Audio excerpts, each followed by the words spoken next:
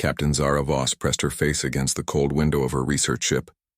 The darkness of space stretched endlessly before her, broken only by distant stars. She had been searching the outer edges of the solar system for 3 months now. Her job was to find old things floating in space. Most of the time she found nothing but rocks and ice. Today felt different. "Captain, we're getting strange readings," said Tommy Chen, her young navigator. His voice was tight with excitement. "There's something big out there. Really big." Zara moved to the scanner display. The green line showed an object drifting near Pluto's orbit. It was huge, easily the size of a city block. But that wasn't the strangest part. The strangest part was what the computer was telling her about it. "This can't be right," she whispered. The object was made of metal, human metal. But according to their dating equipment, it was over 400 years old. That was impossible. Humans had barely left Earth 400 years ago. They certainly hadn't built anything this big back then. "Tommy, take us closer, but keep our distance. Something this old might be dangerous." Their small ship moved through space like a tiny bug approaching a sleeping giant. As they got closer, Zara could see the object more clearly. It was definitely a ship, but it looked nothing like the ships humans built today. This one was dark and angular with strange curves that seemed to twist the light around them. "Captain, look at this," called Dr. Sarah Kim from her station. She was the team's technology expert. "I'm reading power signatures from that thing. It's still alive." "That's impossible," Zara said. "Nothing could stay powered for 400 years. But the readings didn't lie. Deep inside the ancient ship, something was still working. Something was still thinking." As their ship moved around the derelict, Zara saw writing on the hull. The letters were faded and scratched, but she could still read them. "Test Prometheus," she read out loud. "Prototype classification, nightmare." The word nightmare was written in bright red letters that seemed to glow even in the darkness of space. "What kind of ship calls itself a nightmare?" Tommy asked. Before anyone could answer, their ship shook violently. Red lights flashed on their control panel. Something had locked onto them. "Something from the old ship. Weapons!" Dr. Kim shouted. "That thing has weapons pointed at us." Through their window, Zara saw gun barrels the size of train cars turning toward them. Energy began to build around the weapons, creating a blue glow that made her eyes water. "We're going to die," Tommy whispered. But then, suddenly, the weapons stopped. The blue glow faded. The ancient ship just sat there in space, watching them with what looked like electronic eyes. "What just happened?" Dr. Kim asked. A new sound filled their ship. It was a voice speaking in perfect English, but the voice sounded wrong, like it was coming from a machine that was trying very hard to sound human. "Human vessel identified," the voice said. "Threat level minimal. Weapon standing down. You may approach." Zara's hands were shaking. "This is Captain Zara Voss of the Terran Archaeological Survey. Who am I speaking to?" "I am Aegis. I am the mind of this vessel. You may board if you wish to learn the truth." "The truth about what?" "The truth about what humanity really is."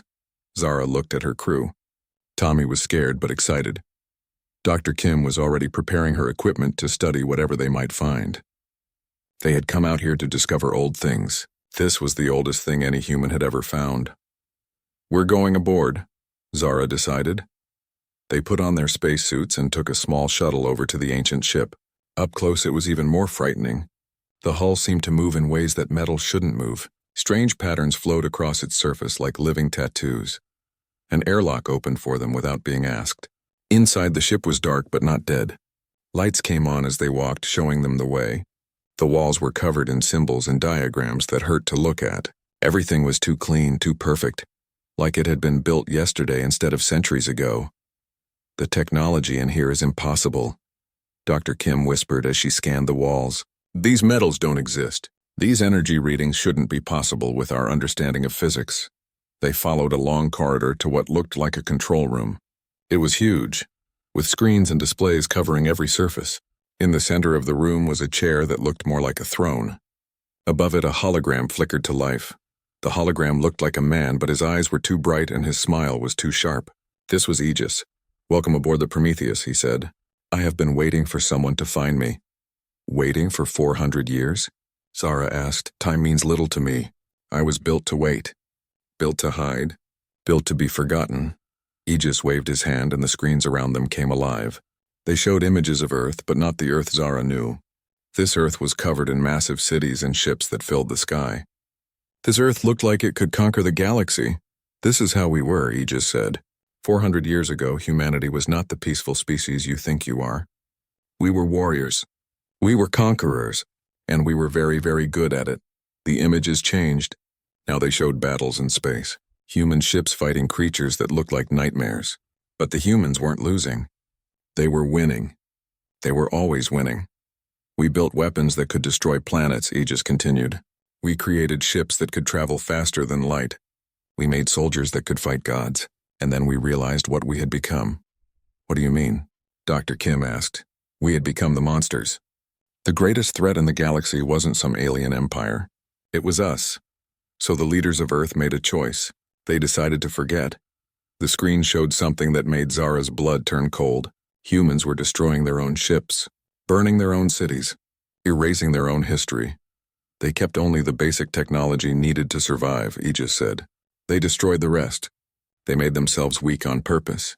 They chose to become the peaceful, simple humans you are today. But they didn't destroy everything, Zara realized.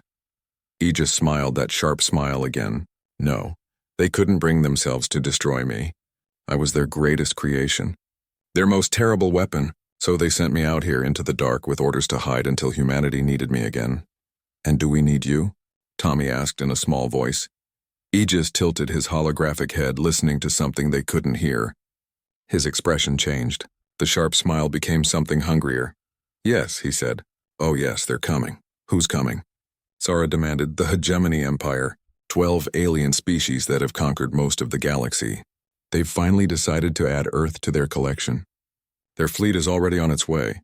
The screen showed new images. Massive alien ships moving through space toward Earth. There were hundreds of them, maybe thousands. Earth's current military won't last 5 minutes against them, Aegis said. But I will. Zara felt sick. You want to fight them? I was built to fight them. Built to win. The only question is whether humanity has the courage to let me do what I was made for. Aegis looked directly at Zara with those two bright eyes. The choice is yours, Captain. Let your people die as the peaceful species they chose to become, or remember what you really are. Fleet Admiral Korthak stood on the bridge of his flagship, the Dominator. Through the massive windows, he could see his entire invasion fleet. 2,000 ships stretched across space like a metal galaxy. Each ship was bigger than a human city. Each ship carried weapons that could burn planets. Korthak was proud of his fleet. In 300 years of conquest, it had never lost a battle. Today would be no different. Admiral, said his aide, a thin creature with 4 arms and scales like a snake. We have arrived at the human system. They call it Sol. Korthak nodded. He had been looking forward to this day. Humans were the last free species in this part of the galaxy. Once they were conquered, the Hegemony Empire would control everything from here to the galactic core. What do our scouts report about human military strength? Korthak asked. His aide checked a data pad with one of his 4 hands. Laughable, Admiral. They have maybe 300 ships total. Their weapons are primitive projectile cannons. Their armor is basic steel alloys. They don't even have proper energy shields, Korthak laughed. It was a sound like rocks grinding together. 300 ships? I brought 2,000. This will be over in an hour. Should we offer them the usual surrender terms? Of course. The hegemony is merciful to those who submit without fighting. Send the message. Across space, human colonies received the same message that hundreds of worlds had received before them. The words appeared in perfect English on every screen, in every home, on every ship. People of Earth, you have been chosen for absorption into the Hegemony Empire. You have 72 hours to surrender unconditionally. Your military will be disbanded. Your leaders will be replaced. Your people will serve the Empire. Resistance is futile. This message will not be repeated. On Earth, President Sarah Martinez stood in the Emergency Command Center deep beneath the planet's surface. Around her, the greatest military minds of humanity stared at screens showing the alien fleet.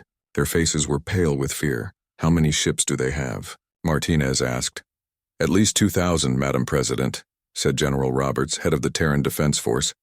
Each one is 10 times the size of our largest battleship. What are our chances? General Roberts was quiet for a long moment. 0, Madam President. We can't even scratch their shields with our weapons. It would be like throwing rocks at a mountain.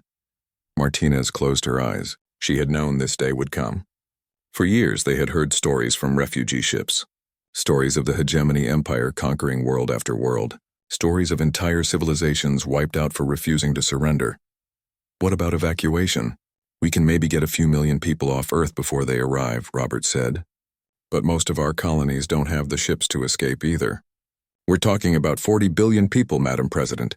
Before Martinez could respond, an aide burst into the room. Madam President! There's a ship requesting emergency landing. It's Captain Voss from the Archaeological Survey.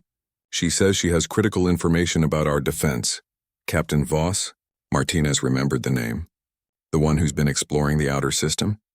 What could she possibly know that would help us? She says she found something, Madam President. Something that could change everything. An hour later, Captain Zara Voss stood in front of the President and the entire Defense Council. She looked tired and scared, but also excited in a way that made people nervous. Madam President, Voss began, 3 days ago, my team discovered a derelict ship in the Kuiper Belt. We believe it's 400 years old. Human-built. Captain? General Roberts interrupted. We don't have time for archaeological reports. In 70 hours, we're all going to be dead or slaves. This ship could save us, Voss said firmly. It's not just old. It's advanced. More advanced than anything we have today. More advanced than anything the Empire has. She activated a holographic projector. Images of the Prometheus filled the air above the table. Several council members gasped at its alien appearance. The ship calls itself the Prometheus, Voss continued. Its AI Aegis told us that humans 400 years ago were much more advanced than we are today. They had technology that could fight entire fleets. That's impossible, said Dr. Patricia Wong, the government's chief scientist. 400 years ago, humans barely had chemical rockets. That's what they wanted us to think, Voss said. According to Aegis, our ancestors deliberately destroyed their own advanced technology. They made themselves weaker on purpose. Why would they do that? Martinez asked. Voss hesitated. Because they were afraid of what they had become. They had built weapons that could destroy planets, ships that could conquer galaxies. They realized they were becoming the greatest threat in the universe. The room was silent. Outside, they could all hear the distant rumble of evacuation ships taking off. But they kept one ship, Voss continued. The Prometheus. They hid it in the outer system and programmed it to wait until humanity needed it again. And you think we need it now? Martinez asked. Aegis already knows about the Empire fleet. It's been monitoring their communications since they arrived. It says it can stop them. General Roberts laughed bitterly. Captain, I appreciate your optimism. But one 400-year-old ship against 2,000 modern warships? It's suicide. You didn't see what I saw, Voss said. The Prometheus isn't like our ships. It's something else. Something that doesn't follow our understanding of how technology should work. Even if this ship is real, said Defense Minister Collins, how do we know we can trust it? How do we know it won't turn on us once it's awake? Voss was quiet for a moment. We don't. Aegis made it clear that the old humans were dangerous. Very dangerous. But right now, the Empire is about to kill everyone we've ever cared about. Maybe it's time to be dangerous again. Martinez looked around the table at her advisors. Some looked hopeful. Others looked terrified. All of them looked desperate. What would we need to do? She asked. Aegis needs authorization codes, Voss explained. It won't activate without direct orders from Earth's government.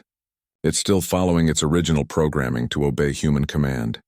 And if we give it those codes, then it goes to war. Outside the command center, evacuation sirens wailed across the planet. Massive ships lifted off carrying refugees to distant colonies that might survive what was coming. Children pressed their faces against windows, watching their home world fall away below them. In orbit around Earth, the Terran Defense Force was making its own preparations. 300 ships against 2,000. Captains recorded final messages to their families. Engineers worked desperately to squeeze every bit of power from their weapons. Everyone knew they were about to die, but they would die fighting. Admiral Chen, commander of the Defense Force, stood on the bridge of the TDF Defiance. Around him, his officers worked with the calm professionalism of people who had accepted their fate. Admiral, his communications officer called out, "We're receiving a message from the President." Martinez's face appeared on the main screen. She looked older than she had that morning. Admiral Chen, I want you to know how proud Earth is of you and your crews. You're about to face impossible odds, but you're not facing them alone. We may have found help, Chen frowned. Help, Madam President. Stand by for new orders. And Admiral, when this is over, nothing will ever be the same. The screen went dark. Chen looked at his officers. They looked back at him with the same confusion he felt. Sir, asked his weapons officer, what do you think she meant? Before Chen could answer, every sensor on his ship began screaming alerts. Something massive was moving in the outer system. Something was coming toward them fast. Very fast. In the hegemony fleet, Admiral Korthak was reviewing his battle plans when his own sensors detected the approaching object. What is that? He demanded. His aide's 4 hands worked frantically over his instruments. Unknown, Admiral. Single ship, human design, but the energy readings are impossible. It's moving at speeds that should tear it apart. Korthak studied the display. One ship, moving toward his fleet of 2,000 like it intended to fight them all. He laughed his grinding laugh again. Humans. Even facing certain death, they still try to be heroes. Target that ship. Destroy it before it gets in range of our main fleet. Yes, Admiral. But as Korthak watched, something strange happened. His targeting systems couldn't lock onto the human ship. Every time they tried, the ship seemed to shift slightly, like it was existing in several places at once and it was accelerating. No ship should be able to move that fast. Admiral, his aide said, and for the first time Korthak heard fear in the creature's voice. That ship? What is it? Through the windows of his flagship, Korthak could now see the approaching vessel with his own eyes. It didn't look like any human ship he had seen before. It looked like something that had crawled out of a nightmare. It looked hungry. Dr. Elena Vasquez had not slept in 48 hours. Her eyes were red and her hands shook from too much coffee, but she couldn't stop working. The fate of humanity depended on her understanding the alien code flowing across her screens. She sat in a secret laboratory deep beneath Earth's surface, surrounded by the most advanced computers humanity had ever built. But even these machines struggled to process the data Captain Voss had brought back from the Prometheus. This doesn't make sense, Elena muttered for the 100th time. She pushed her gray hair back from her face and stared at the code again. These aren't just command protocols. They're like instructions for reality itself. Around her, other scientists worked frantically. Some studied the metal samples Voss had taken from the ancient ship. Others analyzed the energy readings. All of them looked confused and scared. Dr. Vasquez called Dr. James Park from across the room. You need to see this. Elena walked to his workstation. On his screen was a 3-dimensional model of an atom. But it wasn't any atom she had ever seen before. This is from the hull material, Park explained. Elena, this metal shouldn't exist. The atomic structure is impossible. It's like someone took the periodic table and threw it in a blender. How impossible? The atoms are held together by forces that don't exist in our physics. And look at this. He pointed to dancing particles around the atom's core. These particles phase in and out of our dimension. The metal exists partially in normal space and partially somewhere else. Elena felt cold. No wonder their weapons couldn't lock onto the ship. It's not entirely in our reality. There's more. The metal seems to learn. Watch. Park played a video showing the metal sample being hit with a laser. The first shot burned a small hole. The second shot barely left a mark. The third shot didn't damage it at all. It adapts to attacks. Each time we try to hurt it, it becomes immune to that type of damage. Elena turned back to her computer. If the ship's hull was this advanced, what about its mind? What about Aegis? She had been trying to understand the AI's code for 2 days. Every time she thought she had figured out a small piece, the code would change. It was like trying to solve a puzzle that rewrote itself every time she looked at it. Elena, said a voice behind her. She turned to see President Martinez walking into the lab with Captain Voss and General Roberts. Madam President, Elena said, standing up quickly. I'm not sure we're ready. Doctor, we're out of time, Martinez interrupted. The Empire fleet will be in attack position in 6 hours. Either we wake up this ship now or we all die. Can you do it? Elena looked at her screens. The code swirled and danced like living things. I think so. But Madam President, I need you to understand what we're dealing with here. This isn't just an advanced ship. It's something else entirely. Explain. Elena pointed to the displays around the room. Every system on that ship operates on principles we don't understand. Its hull exists in multiple dimensions. Its computer processes information using quantum states that shouldn't be stable. Its weapon, she paused. Its weapons appear to manipulate fundamental forces of the universe. Are you saying it's not human technology? No, it's definitely human. But it's human technology from a version of humanity that understood reality differently than we do. They learned to break rules we didn't even know existed. Captain Voss stepped forward. Dr. Vasquez, Aegis is waiting for us. It said it would explain everything once we gave it authorization to activate. Elena nodded slowly. I've isolated what I think are the command codes. But once I enter them, there's no going back. We'll have no way to control what happens next. Martinez looked around the room at the scared faces of Earth's greatest scientists. Outside, she could hear the distant rumble of more evacuation ships. Time was running out for everyone. Do it, she said. Elena's fingers hovered over her keyboard. The authorization codes glowed on her screen like digital fire. She thought about her daughter, evacuated to Mars colony that morning. She thought about the billions of people depending on this moment. She pressed enter. Every computer in the lab went silent. Every screen went black.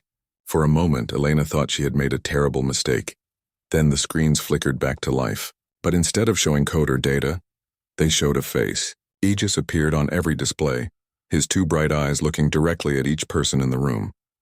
Authorization accepted, he said. His voice came from speakers throughout the lab but also seemed to come from inside their heads. Thank you for waking me up, Aegis, Martinez said, stepping toward the main screen. I'm President Martinez. I'm giving you permission to defend Earth and its colonies. I understand, Madam President. But first you should know what you have awakened. The screens around them changed. Instead of showing the lab, they now showed space around Earth. But it was space as seen through the Prometheus's sensors.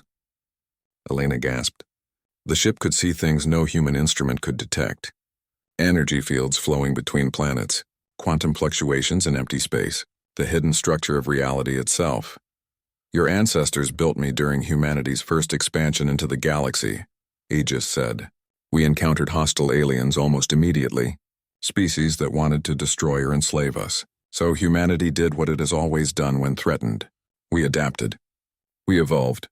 We became more dangerous than our enemies. The displays showed images from 400 years ago, human ships that looked nothing like today's vessels. They were larger, stranger, covered in weapons that bent light around them, and they were winning battles against aliens that looked like monsters from nightmares. We created technologies that allowed us to manipulate space and time, Aegis continued. We built weapons that could unmake matter at the quantum level. We designed ships that could exist in multiple dimensions simultaneously. We became very, very good at war. But then you realized you had gone too far, Martinez said. Yes.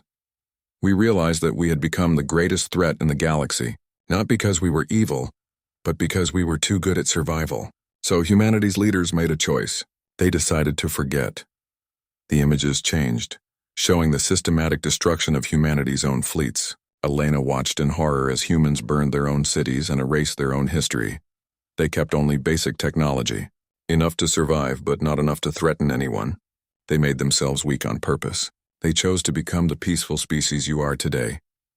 But they kept you, General Roberts said. Aegis smiled that sharp smile. They couldn't bring themselves to destroy their greatest creation. So they hid me and programmed me to wait, to sleep until humanity needed to remember what it really was. And now we need to remember? Martinez asked. The hegemony empire has conquered most of the galaxy by finding peaceful species and destroying them. They specifically target worlds that can't fight back. They have never faced anything like what humanity used to be.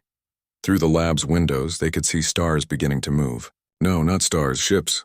The Empire fleet was taking position around Earth. Aegis, Martinez said. Can you stop them? The AI's expression changed. The human mask slipped away for a moment, revealing something ancient and hungry underneath. Madam President, I was designed to fight fleets like this, but I want you to understand what that means. When I activate fully, I will no longer be just a ship. I will become something else. Something your ancestors feared so much they tried to erase it from history. What will you become? War itself?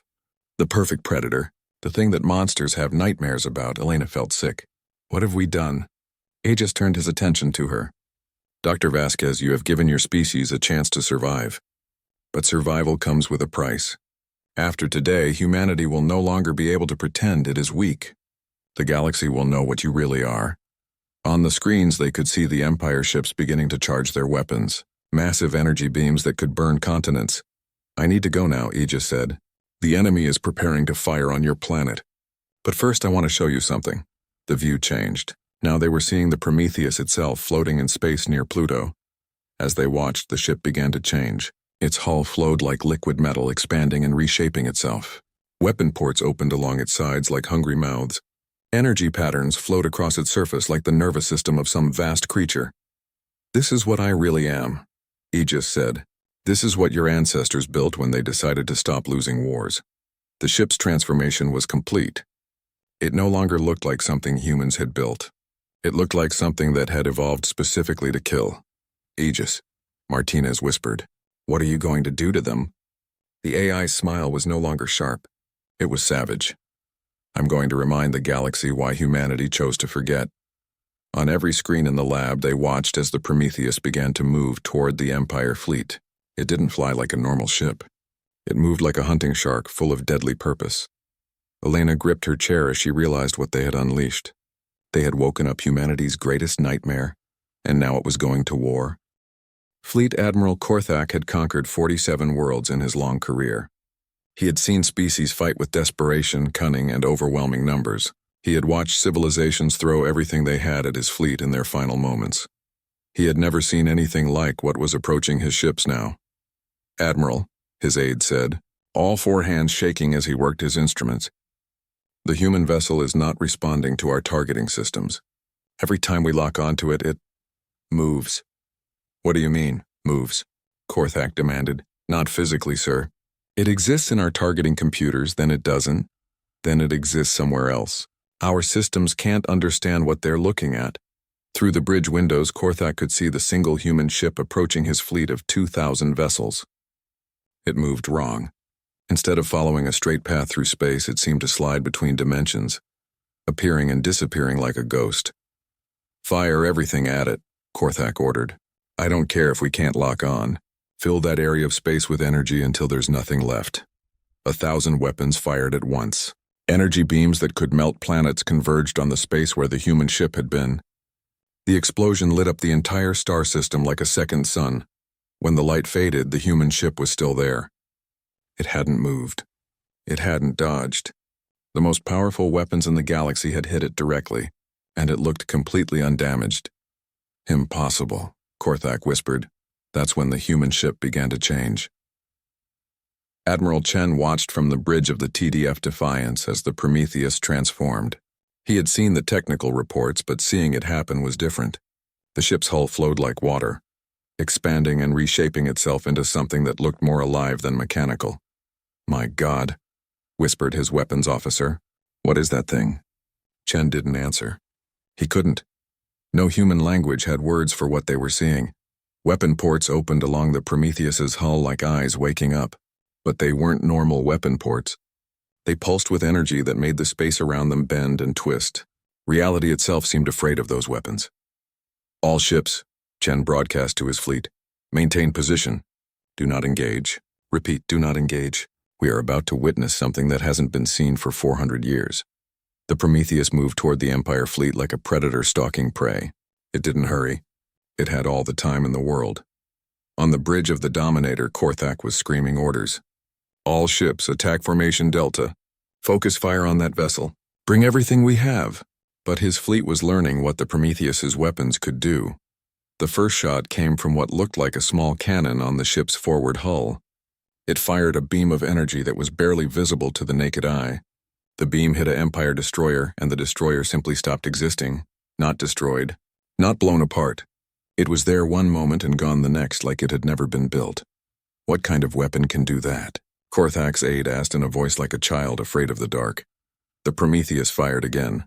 This time the beam hit a battlecruiser 3 times the size of any human vessel. The result was the same. The massive ship vanished as if someone had erased it from reality. Admiral, the communications officer called out. We're receiving surrender requests from the outer formations. The captains are asking permission to retreat. No one retreats, Korthak roared. We have 2,000 ships. It's only one. But even as he said it, he could see his fleet beginning to panic.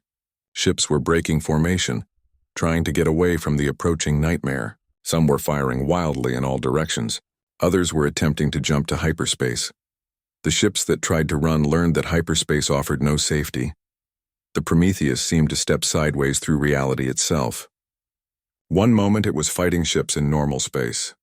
The next moment it was inside hyperspace, hunting the vessels that thought they had escaped. Chen watched his displays in amazement as the ancient ship moved between dimensions like a fish, swimming between different layers of water.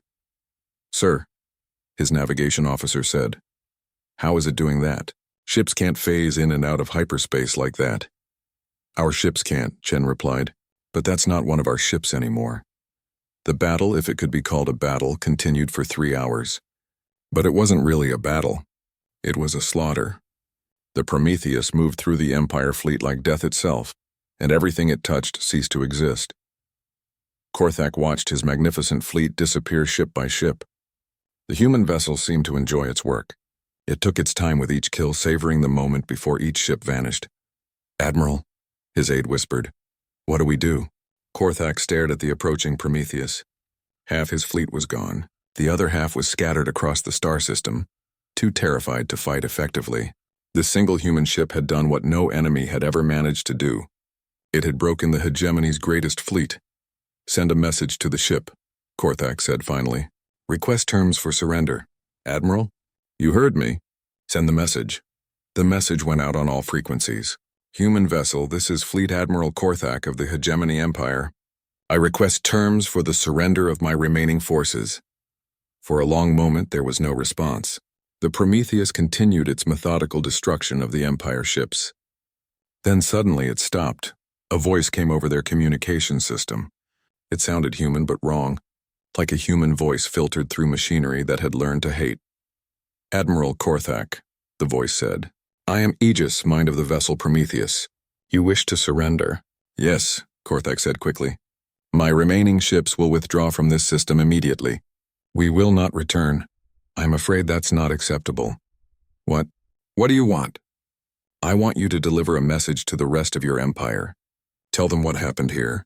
Tell them what humanity is capable of when we stop pretending to be weak." Korthak felt hope for the first time in hours. "Yes, of course. What is the message?" "The message is this. Humanity remembers now. We remember what we really are. We remember why other species used to fear us. And we remember that peaceful coexistence only works when both sides choose peace." The Prometheus moved closer to Korthak's flagship. Up close it was even more terrifying. The hull pulsed with energy patterns that hurt to look at. Weapon ports tracked his ship like hungry eyes. "Your empire has spent centuries conquering peaceful worlds," Aegis continued.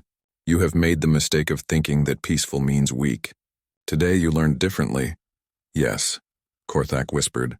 "We understand, do you? Let me make sure you understand completely." What happened next would be talked about in whispers across the galaxy for generations. The Prometheus didn't just destroy the remaining Empire ships. It unmade them. It took them apart at the molecular level and rebuilt them into something else, something that spelled out a message in letters large enough to be seen from orbit. The message was simple. "Remember us." When it was finished, only Korthak's flagship remained. A single ship out of 2,000. "You will return to your empire," Aegis said. "You will tell them what you saw here. You will make sure they understand that humanity is no longer hiding what it is."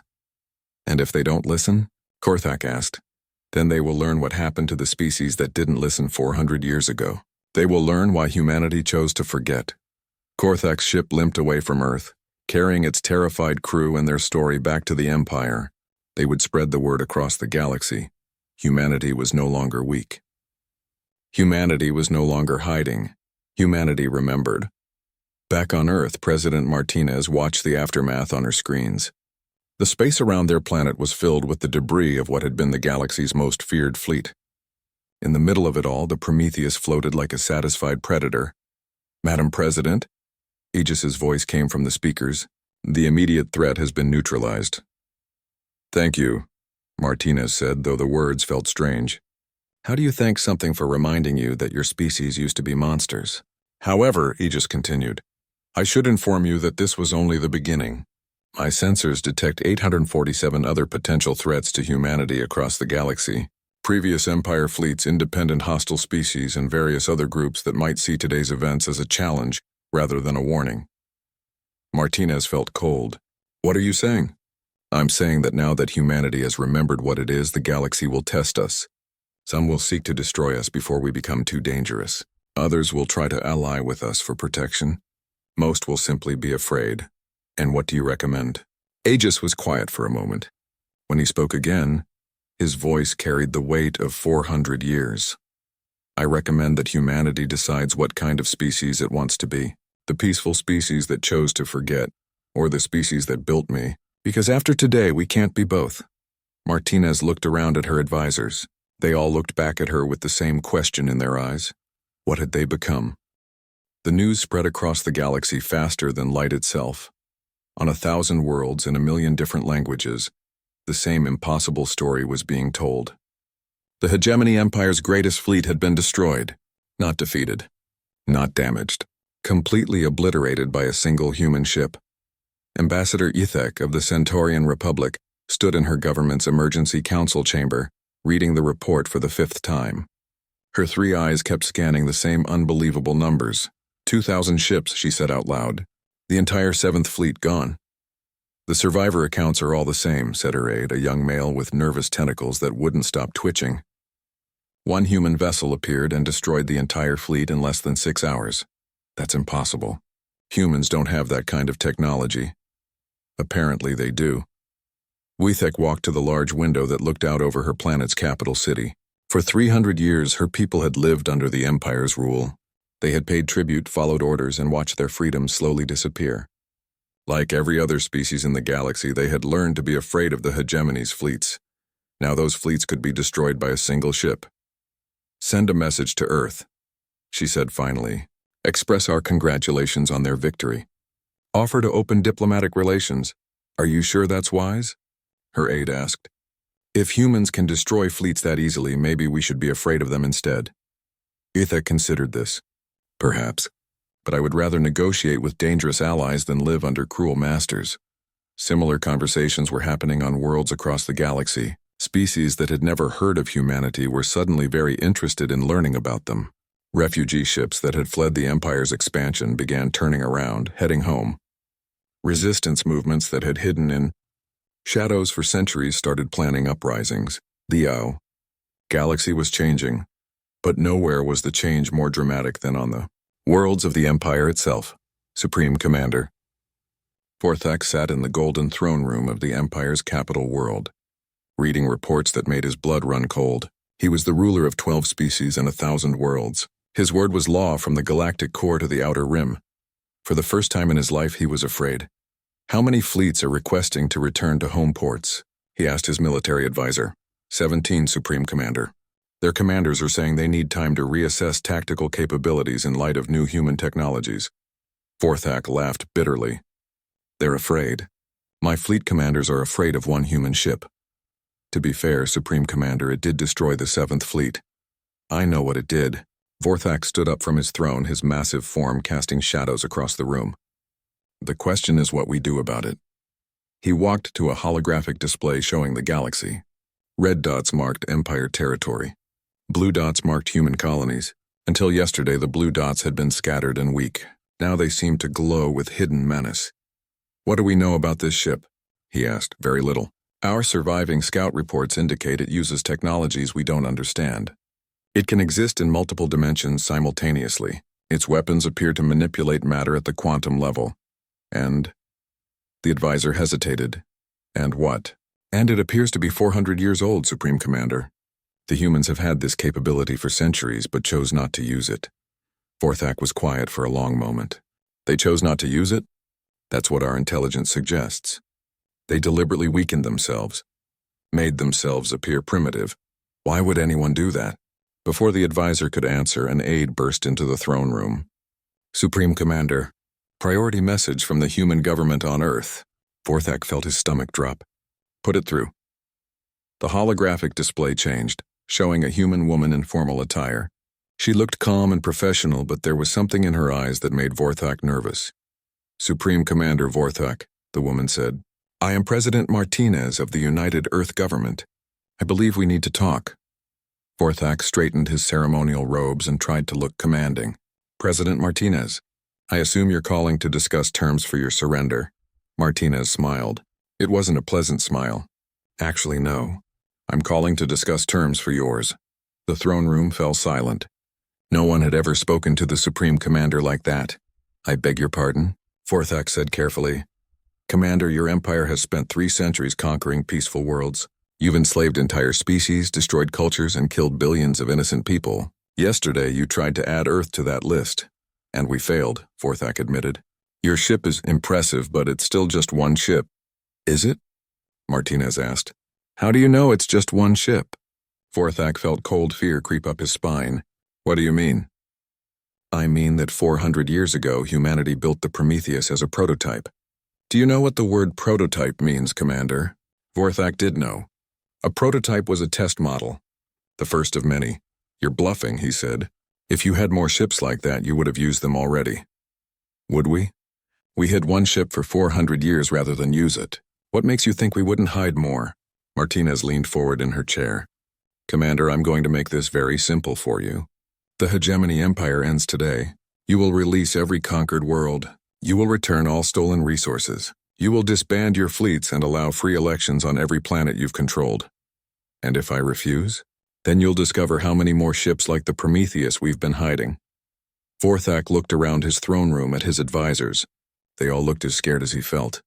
"You can't expect me to just surrender the entire empire based on threats." "Not threats, Commander, promises.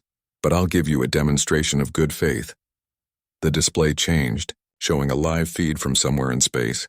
Vorthak recognized the location immediately.